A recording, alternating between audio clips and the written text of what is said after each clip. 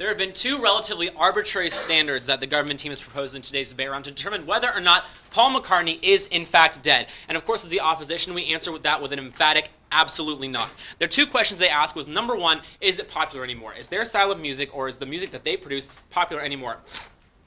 Excuse me. And number two, the second question they asked was, is this type of music being produced anymore? Is classic rock still a genre in and of itself? And we're going to be answering those two questions for you in today's debate round, addressing the burdens, addressing the framework, and showing why at the end of the day you can agree with the opposition in saying that Sir Paul McCartney is not dead and will live on forever. So basically what he talked about first is the burdens, and he responded to our three burdens with basically the idea that they're all unreasonable and that it provides an unreasonable ground for debate and it takes ground from the opposition. The first burden was that he's not coming back. Basically what Ben meant by this, and I apologize if they couldn't extrapolate this from what he was talking about, basically saying that his style of music, the legacy that he made, will never come back and will never return. But this burden relies on one heavy assumption, that he is in fact dead right now. So they must prove that A, he's dead, and B, that he's not coming back, which they can't really do either of those things. The second burden is that the presence must be gone completely. Obviously this was pretty much the theme of our entire speech, the idea that Paul McCartney will live on forever as a legacy, as a legend, in not only the music world, but in all of our hearts and minds as well. Isn't that beautiful? The third burden we talked about was that they must prove cause of death. Now this is the most crucial burden of today's debate round because this is the one that they completely ignored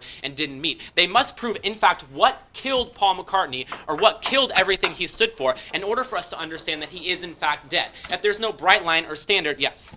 You missed his argument completely. He argued that it was too anthropomorphic to apply to a metaphorical round when we define it as a metaphor. Sure. Okay, fine. It's too anthropomorphic to apply to a metaphor debate round. I'm going to contest no. I think that if we don't have bright lines, if we don't have standards for whenever we can decide whether something is or isn't, it is completely unreasonable for us to debate about it. There has to be a line, there has to be a framework, there has to be a place where we can decide whether or not he is dead. There's a point where you start breathing and there's a point where you stop breathing. Whether it's music, whether it's a legend, whether it's me, whether it's my pet dog, it always has a start and an end. There must be the end defined, and I completely disregard the notion that it's too anthropomorphic for a metaphor. Yes? So when does music stop breathing?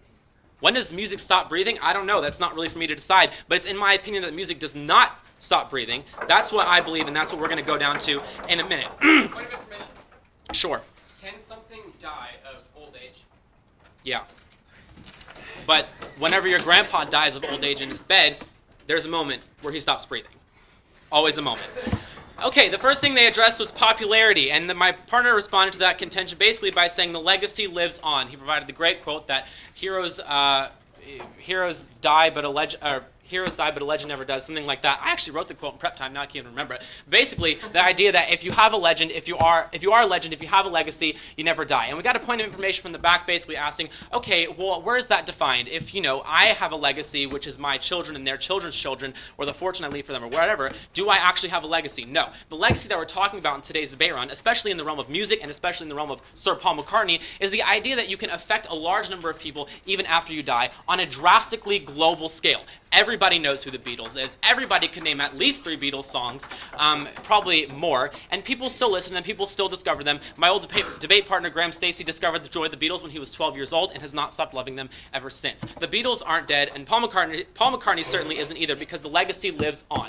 When you have a legacy, you truly never die, and that is actually, not at this time, that is actually relevant to today's debate round, because not everybody will leave a legacy. That sounds dismal, it sounds dark, and of course, we believe we live on, and the afterlife, our souls live on, but on earth, people die and people do not get remembered. When you are remembered, when you have a legacy, you truly never die. The second thing he talked about was popularity, and this is kind of where the production thing tied in, and basically what he was saying is that classic rock isn't really produced anymore. I would strongly contend that. I don't believe classic rock isn't produced anymore. I still believe classic rock has a massive cult following, and I still believe it's super relevant today. In fact, the Grammys, one of their keynote categories and awards is classic rock. They honor achievements in classic rock. So bands like Fall Out Boy, the Foo Fighters, Linkin Park, what have you.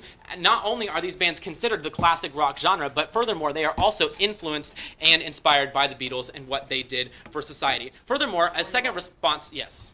What we were arguing, if you caught our argumentation, was essentially that not only you can have an effect after you die, but that still means you're dead. So we weren't arguing that it didn't have an effect. Okay, fine.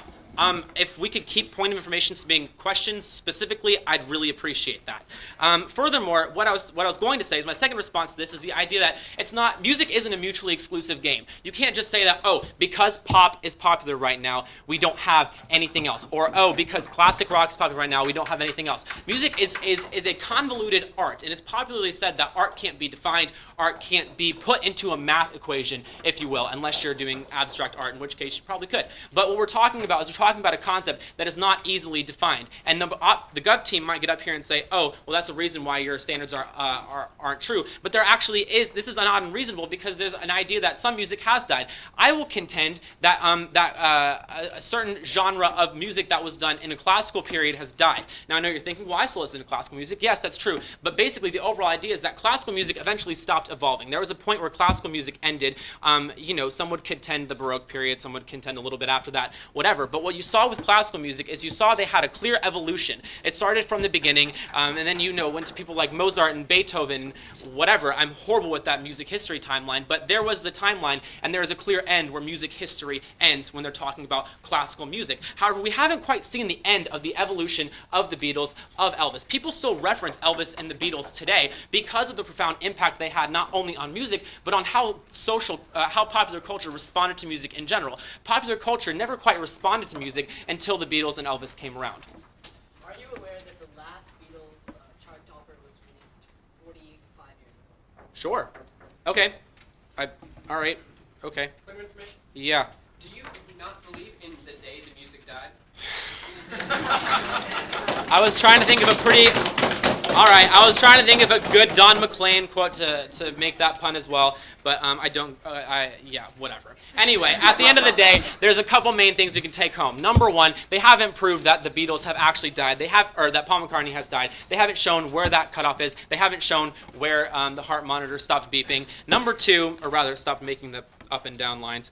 The second thing we talked about is that popularity doesn't always mean everything, and that a legacy still moves on, and that classic rock not being produced today in the same way that it was last when the Beatles did it isn't necessarily it. Art is the immortal essence of life in which we can all take solace in, and for that reason alone, I ask you to vote opposition. Thank you.